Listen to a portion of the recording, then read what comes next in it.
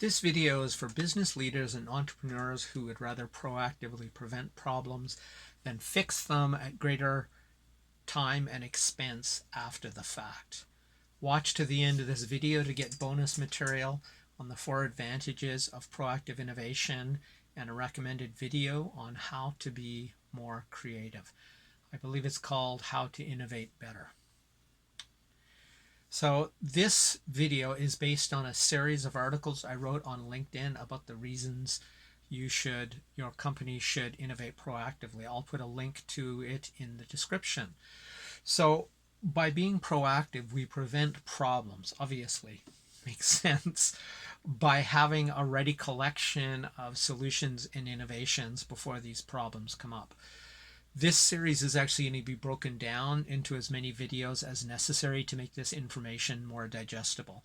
There's a lot of ideas in here, and my goal is to give you value in a way that you can actually use it, not to overwhelm you with too many ideas from an ADHD mind all at once. So after this overview, each of the 3 main parts described below will be covered in separate videos. It may be 1 or more videos each, depending on how long and what the appropriate sort of digestible length and number of ideas is. So part 1 will be about why all companies should innovate proactively. Most do not, at least it's not clear that they do. Some large companies like Apple definitely do. They usually have stuff going, continuous innovation, but they're one of the industry leaders, and it's probably a good chance that there's a correlation between the fact that they're continuously innovating and them being industry leaders. Part 2 goes into why ongoing innovation strategies should include outsiders. That is, people completely outside of your company, and the advantages of having them involved in your innovation process.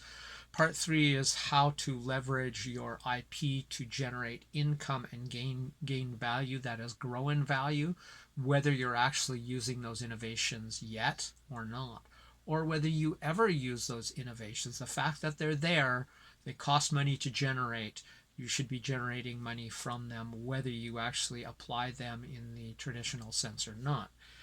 So all this comes down to something, and please forgive me for my lack of pronunciation. I am completely guessing at this. Bracton de Legibus in 1240 AD or thereabouts said prevention is better than cure, and that's the essence of this series altogether, but this overview in particular. So we can't prevent every possible problem, and would probably become neurotic worrywarts if we tried. But that there are situations where prevention in the form of proactive innovation can be healthy, profitable, and give you and the rest of your leadership team, and for that matter the product development team, peace of mind. So today I'll cover 4 reasons that are my own.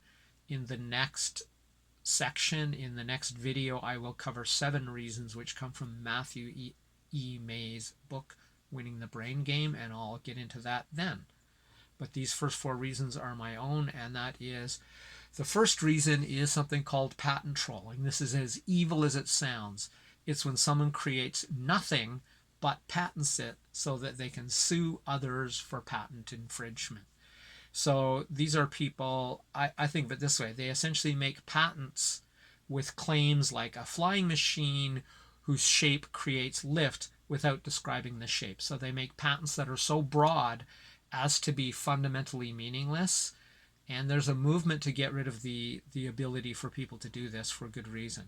So then what happens is, when anybody with a real brain creates anything that actually flies, that is, they specify the shape, they make the shape, they do the work, they do the engineering, and they actually make a flying machine that happens to be a shape that creates lift, then these scumbags who said a patent of a machine that creates lift of a specified shape or a non-specified shape, then come in and try to sue the people who have actually done the hard work of bringing their idea into the real world, and try to sue them for patent infringement. So it's like low-life degenerate sort of practice that goes on in the patent area. You can tell that I'm on the other side of that.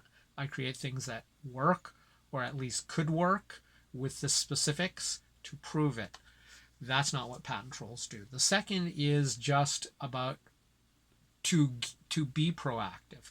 So that might sound sort of redundant given the topic that we're talking about, but it's essentially this. When I was in university, it only took me about 4 years to learn how easy assignments became if I started them immediately. That's the interlibrary loans, reading as much as I could ahead of time, sort of putting down the framework so that when I had to do a term paper, it became easy.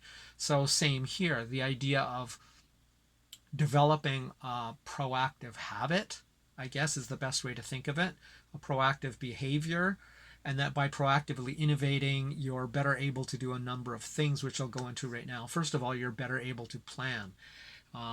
If you have a computer full of follow-up versions or improvements to your current products, you can plan your next strategic move or model. You know where you're going, so there's a lot of work you could do that you otherwise wouldn't be able to do without that information, that innovation already in the can as such. You can block trolls, the scumbags I was just talking about, or you can calmly start ahead of everyone else when the latest disruption sends them into a panic and you're going, oh yeah, no, we've got something to go to the next level because we've already got that next level not yet developed or somewhat developed, but we've already thought ahead. So when everybody's scrambling to because some disruptive innovation comes along, you go, oh, well, yeah, we know we have something we can do that's not the same that we can apply almost right away because we've already been thinking ahead. We've been proactive. The other thing it lets you do, it allows you to execute much better. Already knowing future innovations lets you pull the trigger on a product execution and when and how it best serves you. So in other words, because the innovation already at least conceptually exists, then it's like, when would be the next time, the most advantageous time to put out our next innovation? The innovation already exists. Now you can time its release, its execution, its production, its introduction to the market whenever you feel like it, because it's already more or less ready to go, rather than waiting for the next innovation to be ready and then saying we got to put this out to market now, even if it's a poor time with respect to the market, with respect to competition, with respect to those disruptive innovations I was talking about. Also, because of this, you can maximize your innovative success. We can't act on what are called unknown unknowns. There's tons of things every single one of us do not know. But the sad thing is we do not know that. So there's nothing we can currently do about it. So with continuous innovation, you're going to turn some of those unknown unknowns into known knowns. That's things you know how to do. Next steps, next versions, whatever it is, you have knowns upon which you can make better decisions and take actions to maximize the probability of success, because that's already ahead of the case. But that's the other thing too, is you also, in creating known knowns, you also create known unknowns. Well, we know this about the innovation. We don't yet know that. I'm going to adjust my glasses so I can get rid of those reflections. But you also now you have known unknowns, things you know you don't know, which put you ahead of the competition who doesn't do proactive innovation. You can make better decisions, those actions, and maximize those probabilities of success that I've already talked about. So the third is that essentially big companies react too slowly. So if you are a big company, then you have even more reason to do this. It will help you overcome bureaucratic inertia and greatly reduce or eliminate reaction times, because you're not reacting, you have stuff ready to go, and ideally even a plan in place as to how you're going to move forward on it. That could be part of your, and should be part of your, proactive innovation. So in a sense, we could call this pre-act instead of react, much faster than you would if you're reacting, starting from zero and saying, well, we need an innovation, and then how are we going to market that? A lot of that stuff can be done ahead, but only if you're already proactively innovating. So if you're a small company, though, it'll give you an even bigger advantage to the big guys. That is, if you are the leader, the owner of a small company, you have a distinct advantage over the big guys because you are agile, you have less decision makers, and they will inevitably move slower than you do if you're a small company, and you can pull that trigger so much faster. Now, the next one is corporate adversity to change, especially large traditional companies tend to be reluctant to change, and this is one of the reasons large companies ultimately tend to die. They think they're too big to fail.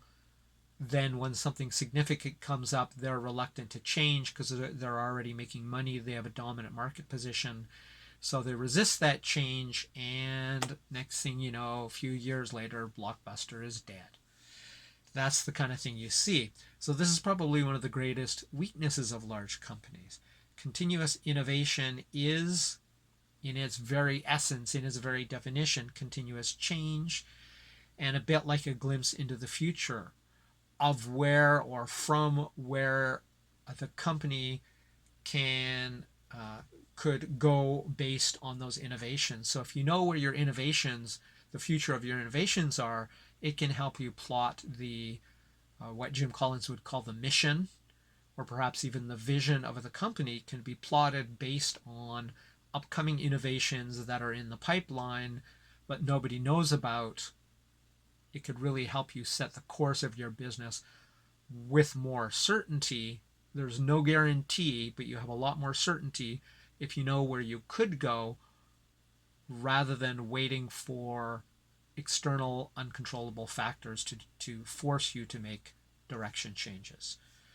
So it could basically make the giant, that is a sleeping giant of a large company, move faster or start earlier, and facilitating change in a more timely way to get to market or to adapt to market changes that were unforeseen.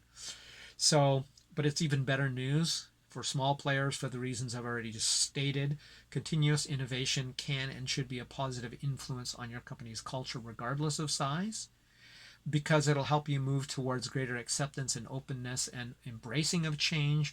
But also, to develop that right into your culture means you guys are always dynamic. You guys are always coming up with, or always moving towards coming up with changes from the current place, which is, again, for the fifth time, the reason big companies oftentimes fail.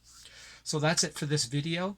If you heard something or learned something that was of value to you, share the love by sharing this video with somebody who can benefit.